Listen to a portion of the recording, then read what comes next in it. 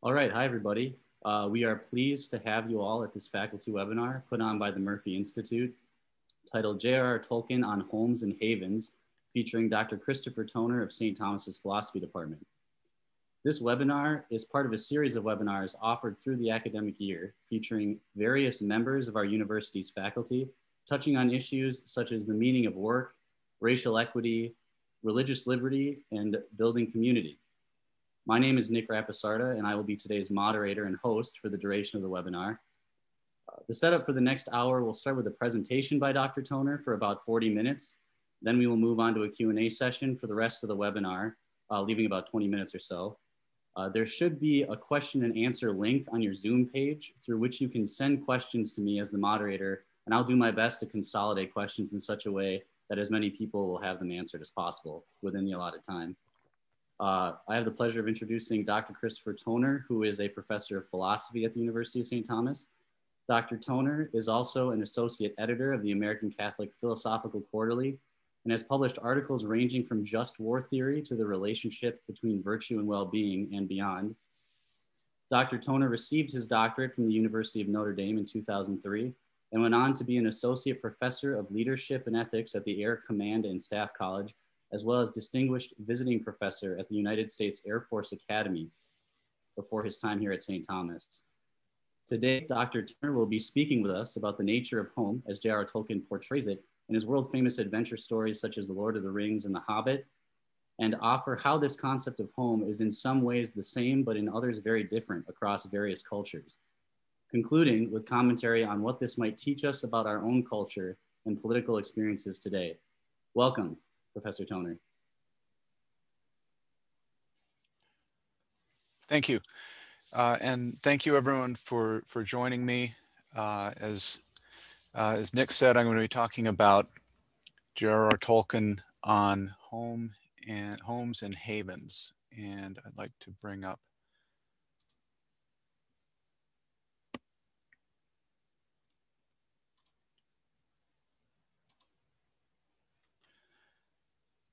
okay. So I want to do three things in this talk really or at least that I'm going to focus on. Indicate how important the idea of home is to Tolkien and in his fiction. What he means by it, I'll try to lay out that he has a kind of rich and well-developed notion of what home is, features that are shared by homes, whether we're talking about hobbits, elves, or even ents, and then draw out really one political implication of Tolkien's thought on home, and it's really a negative implication. It's that homemaking is not the business of politics, and that a political community should not try to be a home, a haven maybe, but not a home. So The Hobbit and the Lord of the Rings are, of course, first and foremost adventure stories. They launched really the whole genre of the fantasy quest, but they're also very much stories about home. Both of them, The Hobbit and the Lord of the Rings, begin and end at home in Bag End, right? And even if you look at Tolkien's Silmarillion, you could view that as a there and back again story for the Noldor, for the elves that leave the Blessed Land, come to Middle Earth, try to set up homes there, but ultimately fail and have to return to their home beyond the sea. The journeys they begin and end at home. They go out into the wilderness, out into danger, but they're also punctuated along the way by the homes of others and home substitutes or havens, right? The term haven, the gray havens figure prominently, right? But there are many havens along the way as they go, and we get from both of these stories, The Hobbit and the Lord of the Rings, a rich vision of what home is. So I want to start with what for Tolkien is really at the center of a home, and that's fire. Fire, of course, can be dangerous, destructive. The alarm call of the Shire is fear, fire, foes awake. Denethor, in his despairing moments, says that the West has failed. It shall all go up in a great fire, and all shall be ended. But fire is also comforting and protecting. This first line here, I'll talk about the passage in a moment, but even from these few words, you get a sense of what fire is doing here, is desiring only to find a fire and a door between them and the night. There is at Rivendell, of course, the last homely house east of the sea. There's the Hall of Fire, right? The place where stories are told and so on. At the limits, fire is ultimately destructive. The dragon fire, or saving, salvific. In the battle on the bridge of Khazad-dûm, Gandalf refers to the Balrog as the flame of Udun. Udun is the Sindarin for Autumno, which was the ancient stronghold of Morgoth in the north. The Balrogs were, of course, his servants. And Gandalf then says, I am a servant of the secret fire, right? He's referring to the flame imperishable, the Holy Spirit. So at the limits, fire cannot be domesticated. It's either the fires of hell that will ultimately destroy, or the fires of heaven that will save, and they can't be domesticated. C.S. Lewis put it, Aslan is not a tame lion. But between the limits, natural fire is something that can be. It can be tamed, it can be domesticated. And for Tolkien, I think we can start getting an idea what home is by realizing that home is the place where fire has been domesticated, where and fire is constantly comes up for him, but we take fire as itself, but also as a symbol for the powers of nature, where this power has been put in service of human life. Now, that's not enough, because that could describe a mill or a foundry or a sweatshop or something. But if we think about the place of fire in Tolkien's descriptions of Bag End, of the House of Tom Bombadil, the Hall of Fire in Rivendell, all these places, fire is put in service of and sustains these three elements: security, comfort, and culture.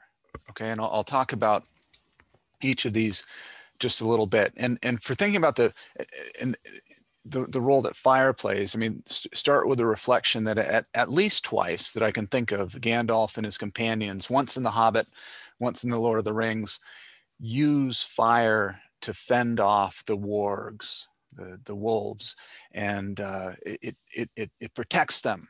It provides security.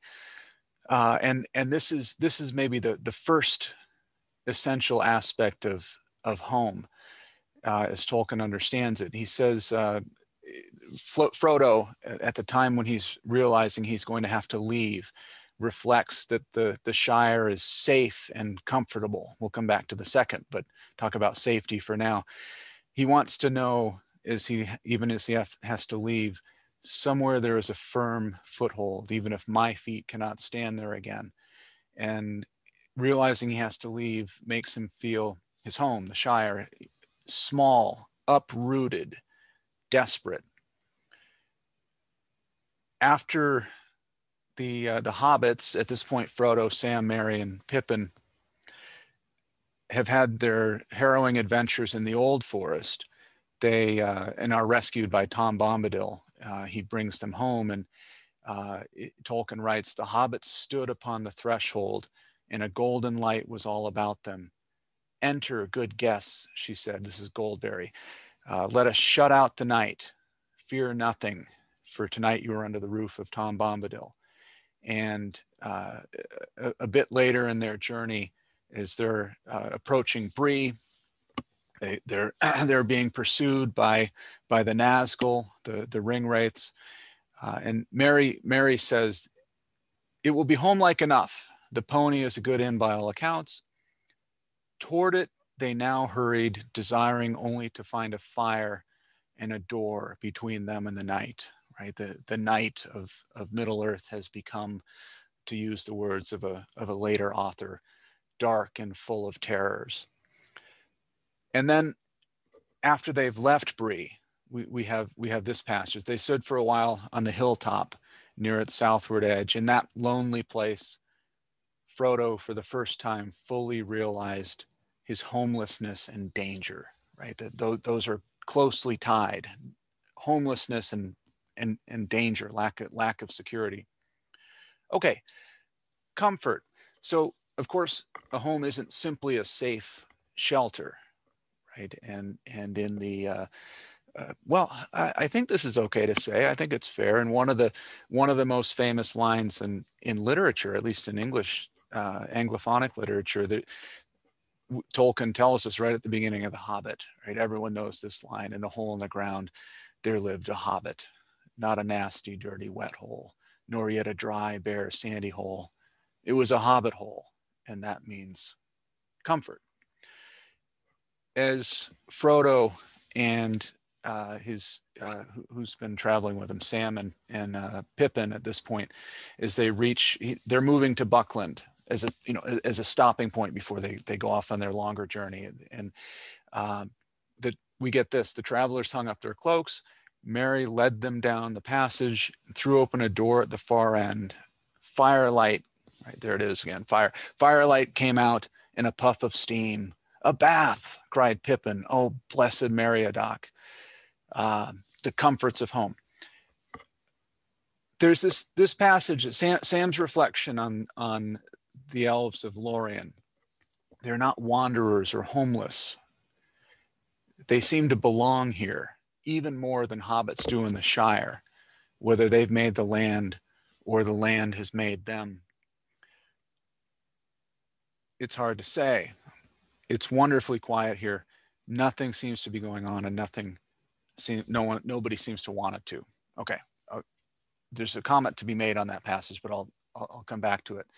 And then this last line from the end, and I'll recur to this passage a few times, but one little snippet for now. This is right near the end of the Lord of the Rings. Frodo says, "You are my heir. All that I had and might have had, I leave to you." Okay, right. So primary among the leavings there is Bag End, right? The top of the line in hobbit holes. So it's right. It's in a hobbit hole, as we know, means comfort. But then we get this, and more importantly than the hobbit hole itself, also you have Rose and Eleanor. Your hands and wits will be needed everywhere. I want to emphasize this because the comfort that Tolkien thinks is essential to home, it's not just physical comfort, right? The easy chair in front of the fire and the pipe weed, and it's also, and we see it even in this picture on this slide, it's companionship. It's a social comfort, right? Here he is sitting at home smoking with Gandalf, his friend. And here we have emphasized you have your family, you have your friends, your hands and wits will be needed everywhere. Sam is going to have what I could call a protected and respected place in society. He's going to be, it's kind of a social comfort, right? He belongs, he fits in. Okay. And then culture, right? And one of the things you do around a fire in Tolkien's world is you sit around and you maybe you have your evening meal, but you tell stories, you sing songs, you recite poetry. It's the focal point of culture also. And just a couple passages here.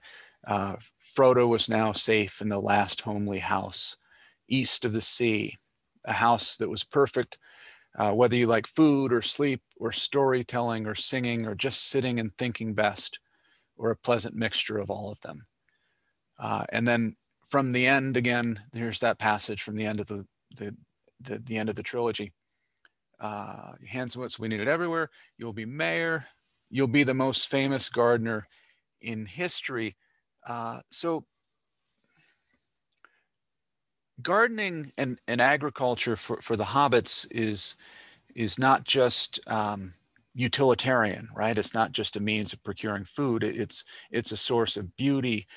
It's a way of cultivating, obviously cultivating, but shaping the land, making it be a certain way, making it be home, right? It's putting the mark of the hobbits on their land. It's their way of blending into the horticulture is culture, you might say.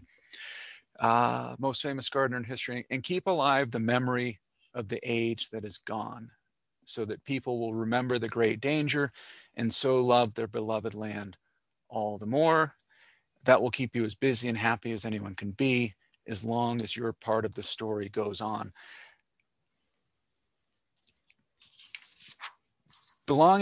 Having a culture, belonging to a culture is largely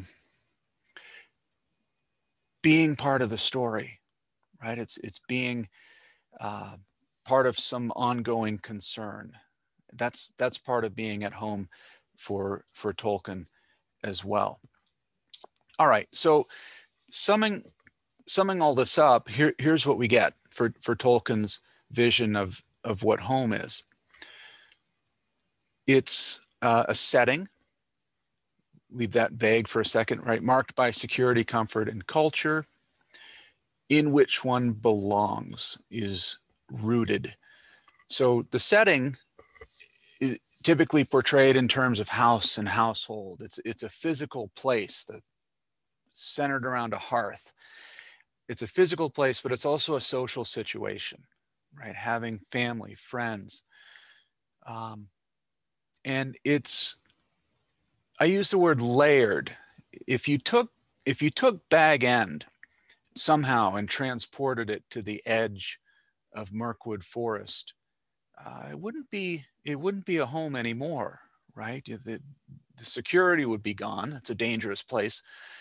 The comfort, I mean, I suppose the inside of the Hobbit hole would be what it was, but the surrounding countryside certainly would. No more evening strolls through the pleasant and familiar countryside of the Shire.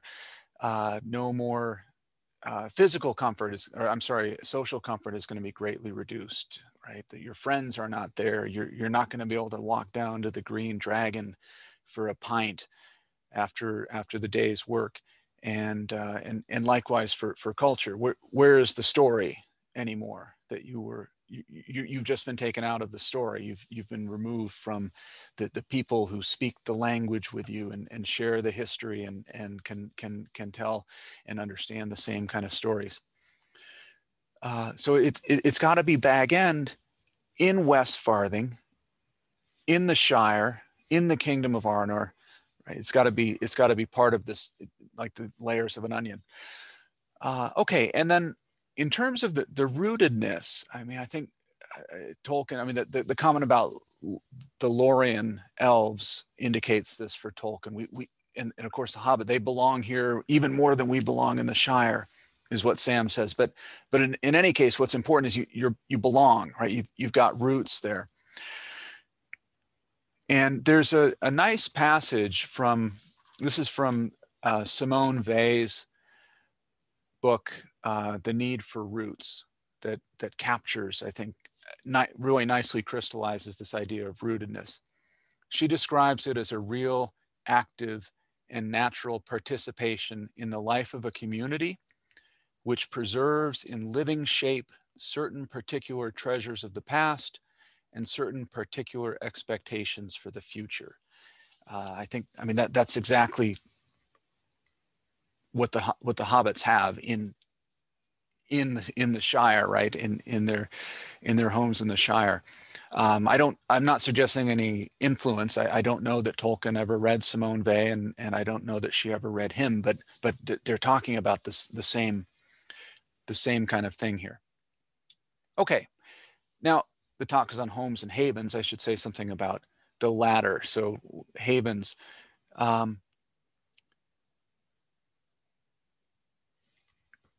The journeys are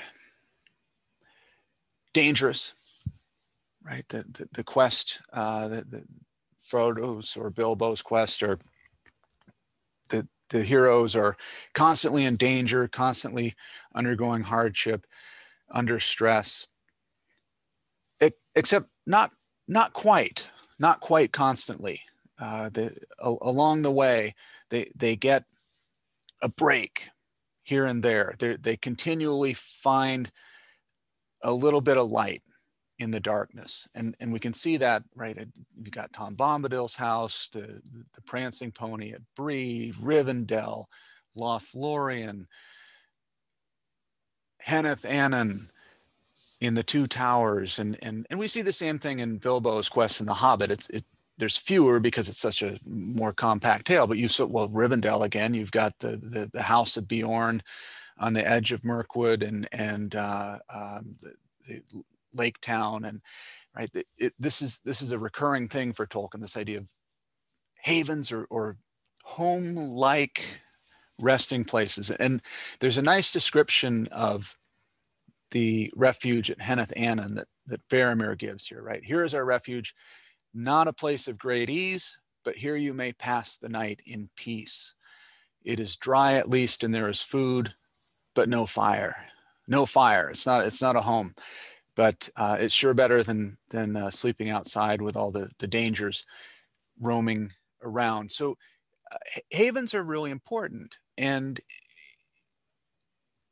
a haven can be a mere shelter in the way that Henneth Annan is, but it could also well be a home, somebody else's home, right? Bree, so Merry or Pippin describe Bree as home-like enough, right? But it isn't their home. Of course, it is home for the Brelanders, the big folk and the little folk that live there, but it's not a home for Shire folk, right? And we could say Rivendell, likewise, it's the last homely house east of the sea, but it's not home for Frodo and Sam. It's a haven for them. So again, a haven, it could be just a resting place, a shelter, or it could be somebody else's home. And there's a saying, my house is your house, my home is your home, but it isn't. It isn't really. It can be a nicer or less nice haven, but it won't be home. Different people, different sorts of people need to have different sorts of home, and each of them need to be marked by these things, I think: security, comfort, culture, fire, or something, playing the role of fire, some sort of tamed power. But in that sense, they're the same. But once we start to look at details, compare a hobbit hole with Treebeard's home in the woods, and so on, and they're going to start to look very, very different. Okay, now here is the end of the trilogy, and parts of this we've already looked at, and I'm not going to read the entire passage. It would take up the rest of my time, but just going down to the end, and this is after now Frodo and Bilbo, Gandalf and the elves, they have sailed off into the west, and Merry, Sam and Pippin are heading back, right? And yeah, so we get this. Merry and Pippin rode on to Buckland, and already they were singing again as they went. But Sam turned to Bywater. Okay, now here Tolkien we are peeling back the layers of the onion. The journey has been from the far west, from the Grey Havens in the west, back into the Shire, into West Farthing, into Bywater, the neighboring village, toward Bag End. And Tolkien is going to punctuate these elements of home with a repeated and. I like the way he does this. But Sam turned to Bywater, and so came back up the hill as day was ending once more. And he went on, and there was yellow light and fire within, and the evening meal was ready, and he was expected. And Rose drew him in and set him in his chair and put little Eleanor on his lap. He drew a deep breath. Well, I'm back. All right. And that's it. That's the end. That's the very end of the trilogy. So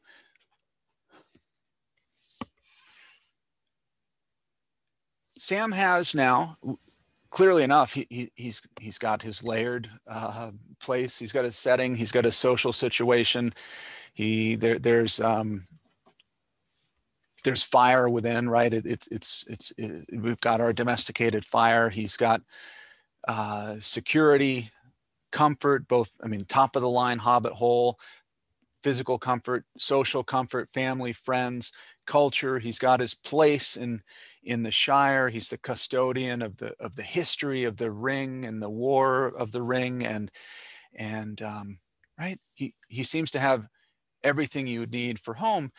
But why does Tolkien then not have Sam say, "I'm home"? Right. He's not choosing his words casually here. I don't think. Sam's not home. Why not? Well, because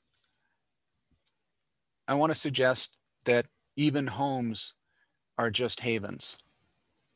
Okay, now Tolkien, of course, is a Catholic, and he's going to think that our true home is beyond the sea, so to speak.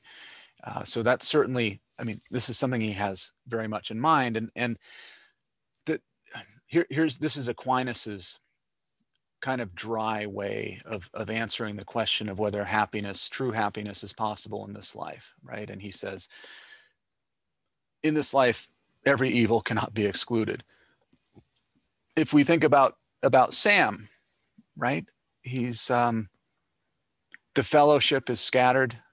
It's across Middle Earth, or even beyond Middle Earth now. The old troubles have passed, but there's going to be new ones. There's going to be difficulties. There's going to be hardships. And of course, they're going to die. They're all going to die eventually. All right. So an imperfect peace, an imperfect home is the best that can be had. Now, that's the negative side of it. That's the negative side of why we can't ultimately be home. Not even if things go as well as they did for Sam. We're not ultimately at home. There's a positive side of it too, which we can think of in terms of this word of Tolkien's tookishness, referring to of course the Took clan in the Shire, which is the most adventurous and therefore least respectable of the hobbits, right? And this is about Bilbo. Something Tookish woke up inside him, and he wished to go and see great mountains, and hear the pine trees and the waterfalls, and explore the caves, and wear a sword instead of a walking stick. Even Sam Gamgee, elves, sir, I would dearly love to see them. Elves are this, right? They're this transcendent race. And we get this warning from Galadriel to Legolas, right? Legolas, Greenleaf, long under tree, in joy hast thou lived, beware the sea. If thou hearest the cry of the gull on the shore, thy heart shall rest in the forest no more. And this last line is going back to an early poem of Tolkien's, written, I think it was written in the trenches during World War I. 'Twas in the land of the willows I heard the unfathomed breath of the horns of Ilmir calling, and shall hear them to my death. I don't think you have to know who Ilmir is to feel that line, that kind of immortal longing that Tolkien's trying to conjure there. And I think that he does very successfully. As it happens, it's connected to the line from Galadriel. Ilmir is the kind of proto-Naldoran word for Ulmo, is what he's usually called, and he is the god of the sea, or the angel of the sea, whatever the right way to label it. He's one of the Valar who governs the sea, right? The elves feel this calling to go beyond, to go home ultimately. And what Tolkien's evoking here, and again, I think quite successfully, but it's this notion that he shares with C.S. Lewis of joy used in a particular way. Lewis writes about it in his autobiography, which is called Surprised by Joy, and it's he sometimes also uses the German words Sehnsucht. And Lewis describes it, and I'm quoting from memory here, or probably misquoting, but he says something very similar to this anyway. Joy is a desire for you know not quite what, that is itself the most desirable feeling you will have in this life. And that's a nice way to put it. And Tolkien has a nice way, maybe a better way even, to in his essay on fairy stories. He says that when they're done well, they can evoke a fleeting glimpse of joy beyond the walls of the world, poignant as grief. Right? It's that longing for more, for the transcendent, if you will. And so, like I said, this is kind of the positive side of why we can't ultimately be at home. Okay, so that's what I think Tolkien, that's how he portrays home. And again, it's a setting, a physical place and social situation characterized by security, comfort, and culture. And finally, a place in which one is rooted, in which one belongs. It's something, I mean, and again, the way he portrays it, that is something that he sees as universal. This is what marks the homes of hobbits and elves and ents and humans.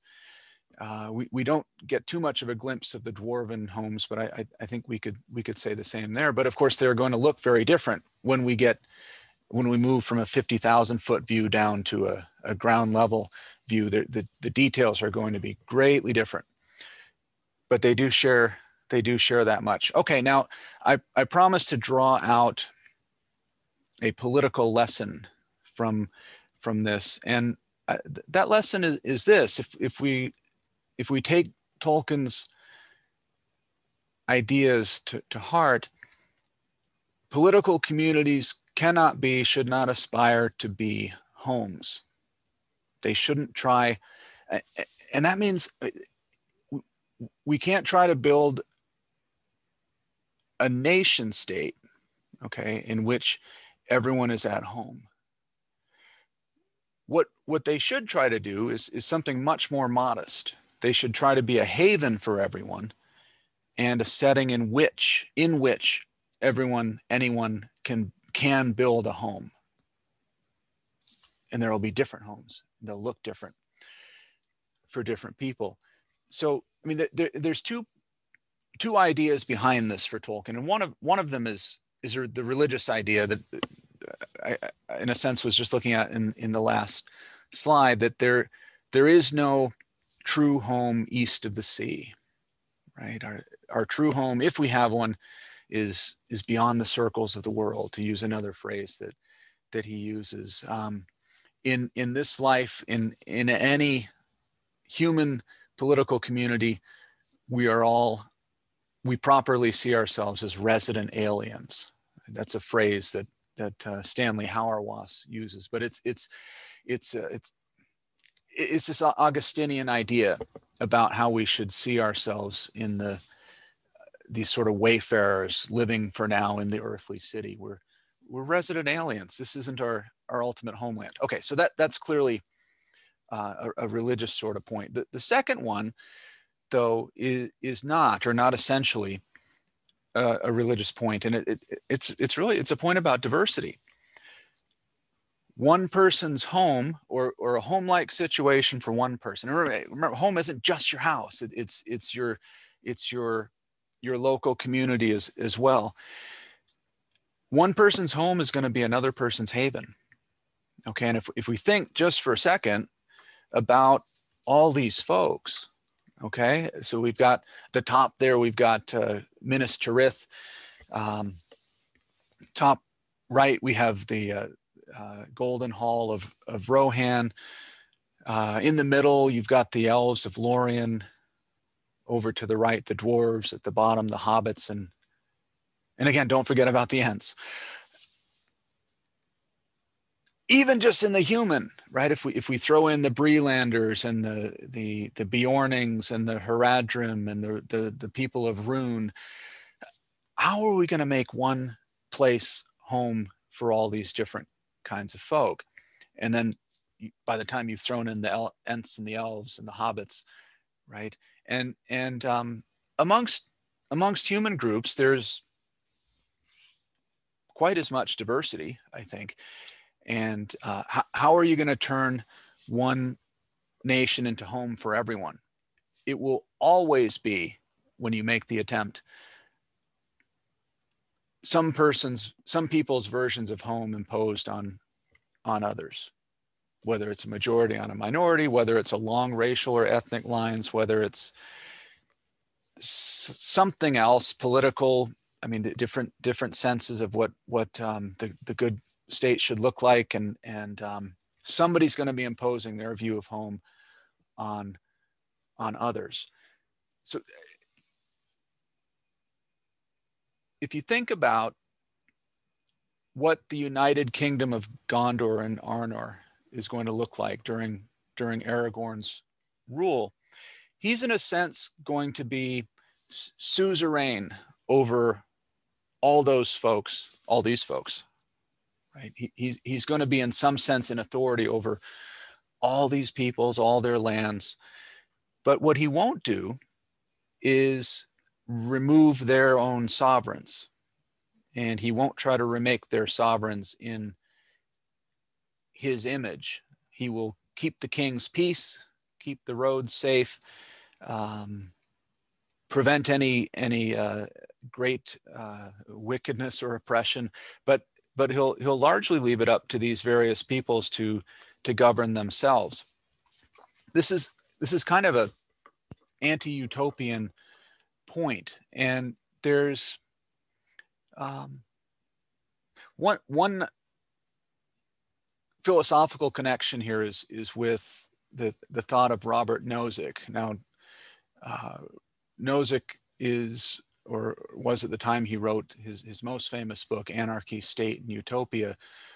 He was a pretty dyed-in-the-wool libertarian, and I'm not endorsing that, or certainly not endorsing all of Nozick's views, but he was a really smart guy, and he couldn't be wrong about everything, right? And the last chapter of that book, I think, is fascinating. The chapter is called a framework for utopia, and this is his idea. What we need is to build a community in which different people, different groups are free, so that there's not a one-size-fits-all thing, but different groups are free to go up and we're going to go here and make our own attempt at utopia. You guys go there and make your attempt, and we'll see how things shake out. It's I don't know about the details of working it out, but it's kind of an attractive idea.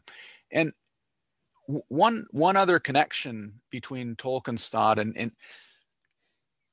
the approach to politics you might see coming out of this version of this view of home, and if you think about the way he sees the Shire set up and its relation to the the overarching kingdom of Arnor and Gondor. The name in American political thinking for this sort of view, and not just American, but maybe especially in American thinking, is federalism. Now,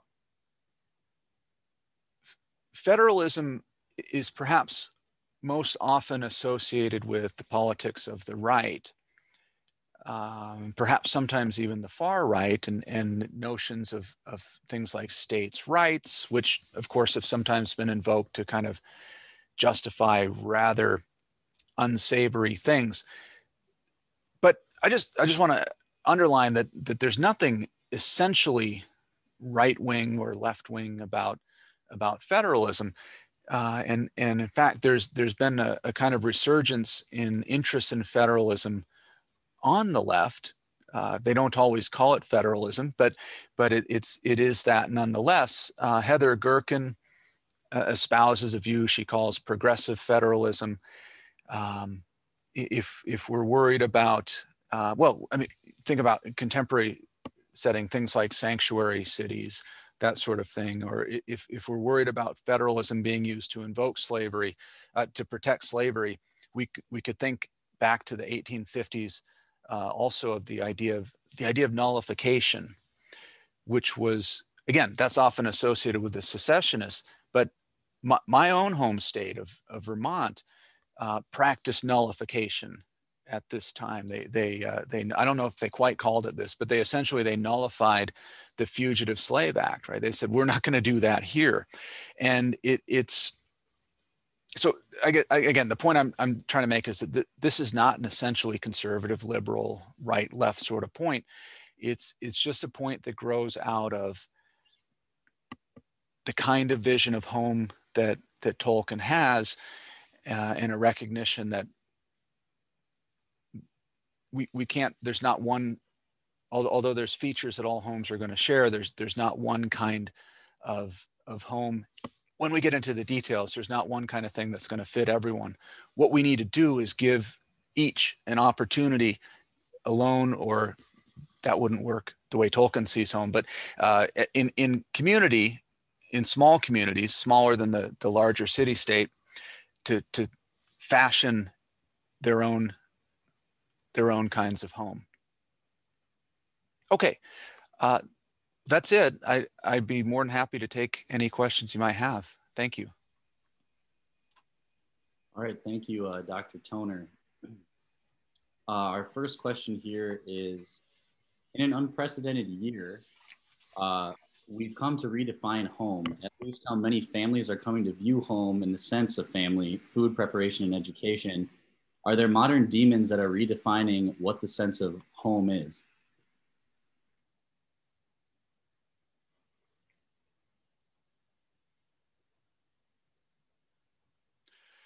Wow, let me see.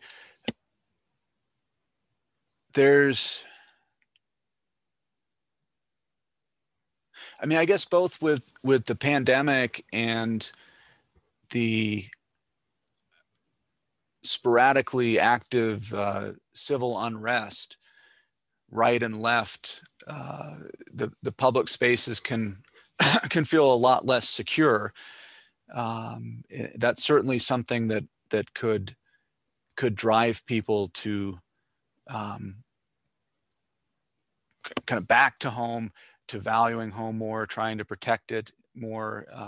Perhaps, hopefully, not just completely retreating into the four walls of their own home, but expanding out to networks, whether church or parent-teacher associations or work groups or whatever it might be, to try to build up a local culture.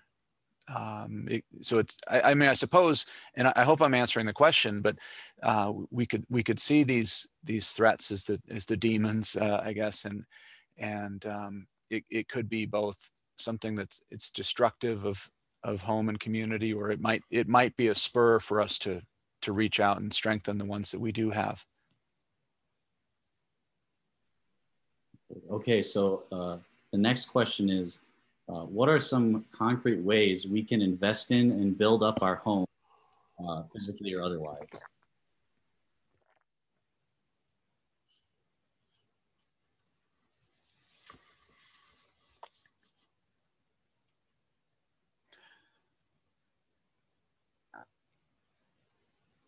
Well,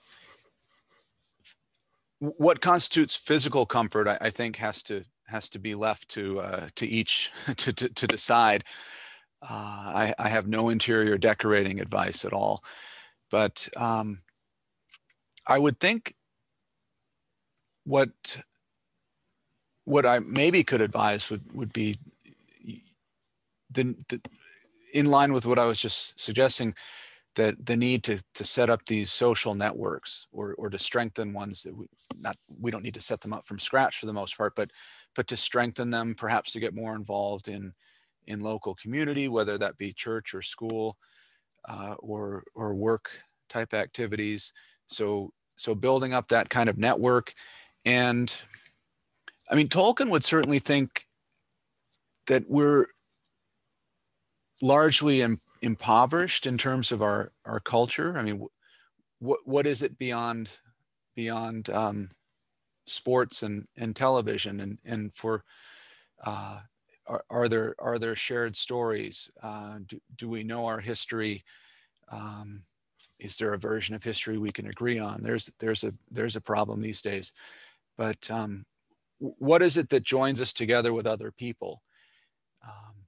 And again, I think it's going to be, I mean, we're going to be involved in certain things, either work or because of our children in school. What kind of networks do we have to the people that are involved in similar ventures? These are the kinds of people that would be, I think, easiest to establish some kind of shared culture with. All right, and then we have, could you speak to home from Aragorn's perspective in terms of his return to a home he had never known? How does his experience of unrootedness in relation to Gondor compare with Frodo's rootedness in the Shire? Yeah, that's tough. So yeah, in a sense, they're the opposites. Frodo starts out rooted, and by the end, he can't stay, right? He says that how does it? He says, I've been too deeply hurt, Sam. I tried to save the Shire, and it has been saved, but not for me. So Frodo's losing his roots while Aragorn is going to have to try to establish some. And it's going to be, as you point out, he not only was he not rooted in Gondor, he was in a sense homeless his whole life. He knew nothing but havens, did he? And it's probably going to be made even trickier by his elven queen, who's knows about Gondor from a third person perspective. It's sure going to be a challenge. But I think what he'd be able to look to is that with the people he now has to rule, there is a common history. They do. They're both the people of Elendil, and they at least have that kind of shared history to tie them together and to build on. And of course, more recently, a shared struggle for survival. So those are the kinds of things he's going to have to build on.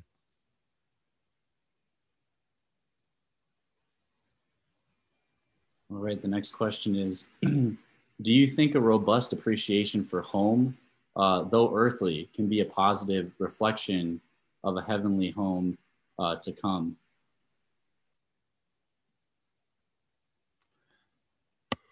Yes. Let me see. I don't know if I need to expand on that. It could become idolatrous, I suppose. And actually, this reminds me of something I meant to say and left it out. So thank you very much for the question. The elves of Lothlorien, we did look at that quotation about how they're deeply rooted here in the forest, and nothing seems to be going on, and nobody seems to want it to. And for in Sam's mouth, it's kind of a positive comment, right? He's like, oh, they're like us, they're rooted like we are in the Shire. But that's Sam. But for Tolkien, it is not an unqualifiedly positive comment.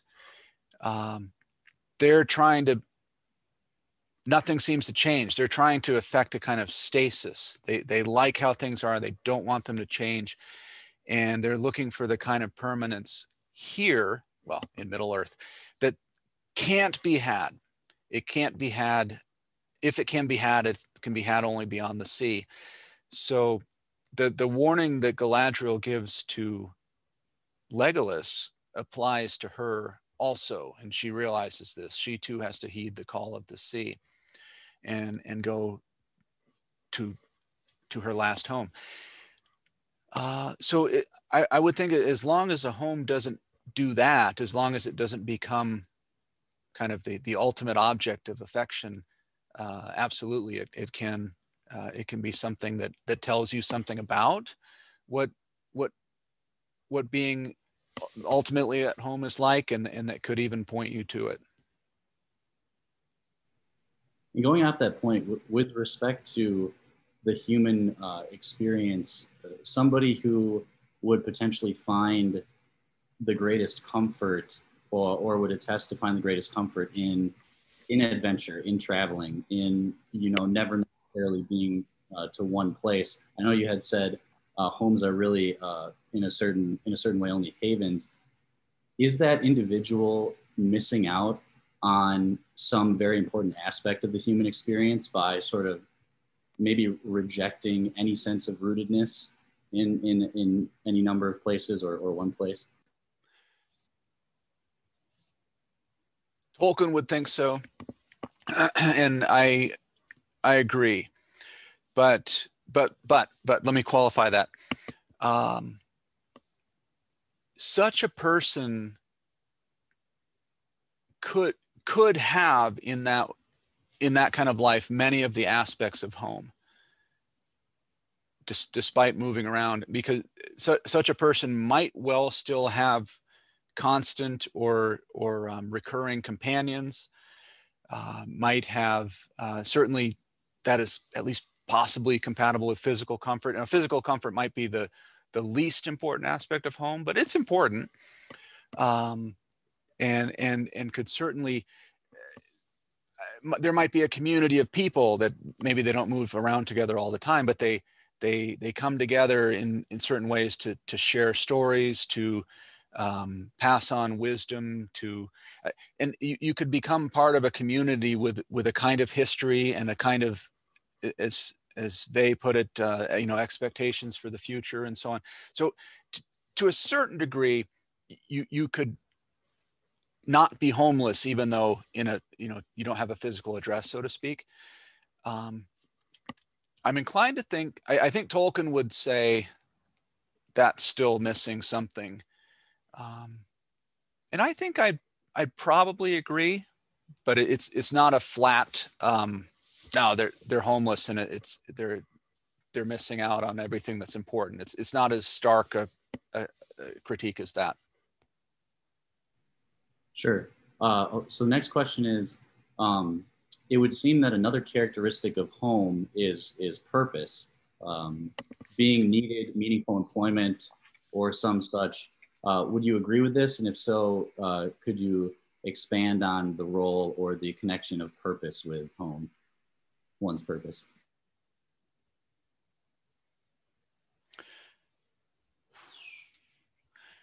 I think I would agree.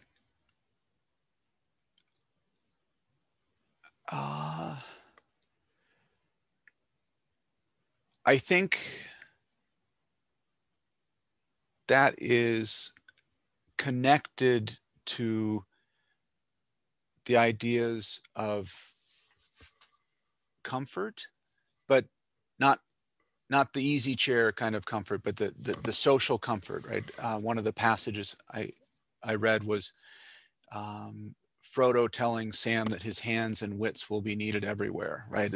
It's part of having a protected and respected place in society is how do you get that? And how do you have, in particular, how do you have that respected place, and a place that you yourself respect and value?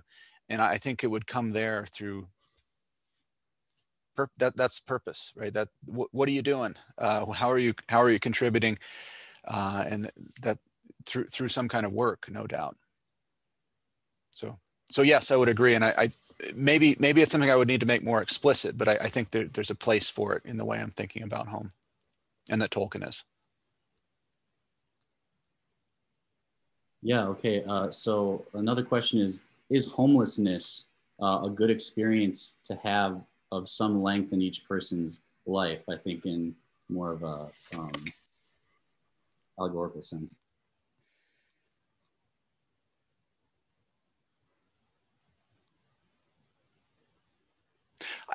I think so. I wouldn't want to say anything as strong as it's necessary or essential, but I think so.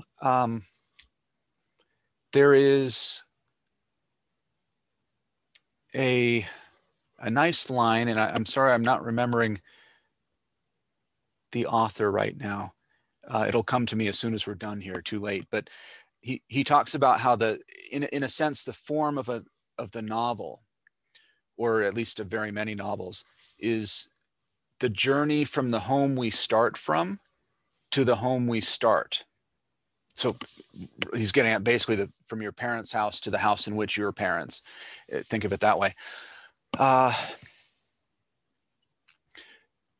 And there has to be some journey there, right? And now it could be that the journey is just growing up and going through apprenticeship and taking over your father's trade or something. It could go that way, and I wouldn't want to say somebody who made the journey that way, no, that's no good. I wouldn't want to say that, but I would be inclined to think that generally your growth will be more, and quite possibly your appreciation of the home you start will be greater if you've had more of a journey, and you've wandered further from the initial confines of home. So I think you're onto something there. Yep. All right, and with that, it looks like we're coming right up on the hour mark. So thank you very much, Dr. Toner, for your time and insight. Thank you. Yeah, we want to give our students joining the opportunity to make the trek to class or switch over to Zoom. Okay. But thank you for having me, and I appreciate everyone attending. I was glad to see so many people. Thank you. And thank you also to everyone who logged on today, and we hope that you will join us for future webinars through the Murphy Institute. All right. Thanks again, Dr. Toner. Yeah, thank you.